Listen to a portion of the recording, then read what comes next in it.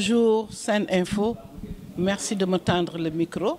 Moi je suis Madame Diago Ndiaye, je suis la présidente régionale du réseau Paix et Sécurité pour les femmes de l'espace CEDEAO, réseau qui est installé au niveau des 15 pays de la CEDEAO, dont le Sénégal que je dirige également. Nous intervenons sur les questions de paix, de sécurité, de maintien de la paix, de la cohésion sociale, mais aussi avec d'autres thématiques telles que la participation, parce que nous avons des instruments comme la résolution 1325 qui demande à être vulgarisée, partagée et autour duquel on renforce les capacités des femmes. Et cette résolution a 3 piliers, la participation au sens large, la prévention et la protection. Voilà.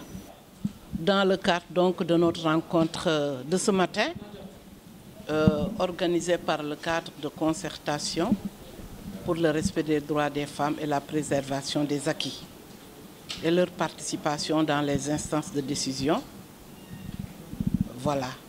On était là ce matin parce que, comme vous le savez, suite à la mise en place du nouveau gouvernement par les autorités de la République, toutes les femmes ont fait ce constat suivant, que les femmes n'étaient pas représentées dans l'attelage gouvernemental. Parce que sur 25 postes ministériels et 5 postes secrétaires d'État et de nouvelles nominations au niveau même du bureau du président de la République, ils ont rang de ministre, ça fait 37. Il n'y a que 4 femmes donc, qui représentent le faible taux de 13%. C'est suite à cela que les femmes ont réagi dès le lendemain, ont mis en place cette plateforme par WhatsApp et par d'autres réseaux sociaux avec ce cadre de concertation. Il a été élaboré donc un manifeste consensuel qui a regroupé toutes les femmes. Toutes les idées ont été prises, que ce soit les femmes urbaines en milieu rural, les femmes politiques, les femmes majoritairement de la société civile et les jeunes, surtout les jeunes qui ont pris cette initiative-là. On les remercie parce que nous, en tant qu'aînés, en tant qu'adultes, nous ne faisons que les accompagner.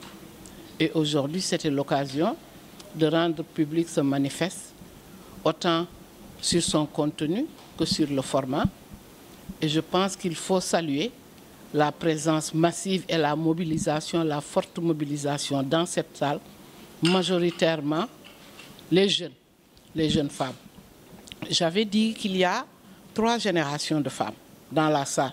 Il y a nous les aînés, il y a ceux qui viennent après nous, il y a nos enfants et les petits-enfants même étaient là. Donc on peut dire même qu'il y a 4 générations de femmes. Donc c'était une rencontre intergénérationnelle pour échanger, discuter. Ce qui est ressorti, peut-être tirer les fortes recommandations. Les fortes recommandations pour la représentation des femmes dans les centres de décision, la recommandation concernant la participation politique au sens large du terme. Politique, c'est vrai, économique, sociale, au niveau de leur communauté de base, donc la participation communautaire. C'est pour ça que j'ai salué également les groupements de femmes qui étaient là sur place et les Badjanu Gox qui jouent un rôle important par rapport à la sensibilisation, par rapport à la prévention de certaines actions dans leur communauté et les groupements de femmes qui jouent également un rôle par rapport à l'autonomisation économique des femmes dans leur communauté. Il faut également souligner qu'il a été ressorti, on a beaucoup parlé de droits des femmes, ce que nous avons acquis comme droit avant les indépendances et que nous avons perpétué, consolidé ces droits avec toutes les générations qui sont passées. On a dit qu'il faut préserver ces droits, ne pas faire un recul, mais essayer d'améliorer ces droits. On a parlé aussi de violences, les violences faites aux femmes, qu'il faut qu'on y travaille davantage, parce que si on n'a pas la sécurité qu'il faut, si les femmes sont violentées régulièrement, elles ne pourront pas participer significativement dans le développement de leur pays. Mais aussi des questions, des thématiques plutôt transversales liées à la protection des enfants, mais aussi à l'intitulé même du ministère, parce que le ministère a changé d'intitulé. Au lieu de parler de ministère de la femme, on parle de ministère de la famille, alors que les femmes ont des besoins spécifiques qu'il faut prendre en charge. Ça aussi, on a parlé. Ce que nous attendons, c'est que les autorités entendent nos voix. Ce que nous voulons, c'est ce que les autorités prennent compte, exploitent ce manifeste qui leur a été envoyé et prennent des décisions par rapport à ça. Pas des décisions pour revenir sur les mesures qui ont été prises, on sait que ce n'est pas possible, mais en tenir compte pour d'autres échéances, d'autres étapes. Mais aussi réunir les initiatrices de cette plateforme, de ce cadre de concertation, pour une rencontre d'échange. Parler, discuter avec eux pour voir comment nous, en tant qu'aînés, comment ce groupe de jeunes féministes aussi peut aider à améliorer les projets et programmes qui seront mis à la disposition des populations, parce que nous sommes femmes, nous sommes concernés, on doit nous consulter pour ces programmes, parce que nous avons ici les compétences et l'expertise nécessaires pour pouvoir intervenir sur ces questions. C'est qu'on attend que ce document soit exploité par qui de droit. Nous osons espérer également que nos voix seront entendues et que nous serons convoqués pour pouvoir réfléchir sur cette question. Les prochaines étapes, je pense que dans ce programme, il s'agira aussi de mettre des programmes de renforcement de capacité pour les femmes. Parce que, comme vous l'avez dit, dans l'énoncé même du manifeste, on a parlé d'une batterie de textes de loi et de conventions, et qui n'est pas à la portée de toutes les participantes qui étaient là, de toutes les femmes.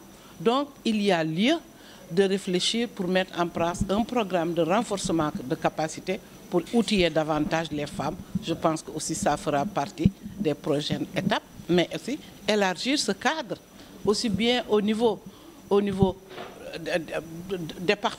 régional, département et au niveau des 14 régions du Sénégal. Voilà, je pense que déjà, si ces trois éléments-là sont pris en compte, ce sera déjà vraiment quelque chose de gagné.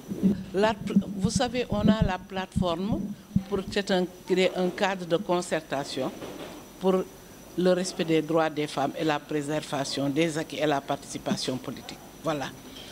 On a un cadre de coordination. Moi, je suis membre de la coordination de cette plateforme.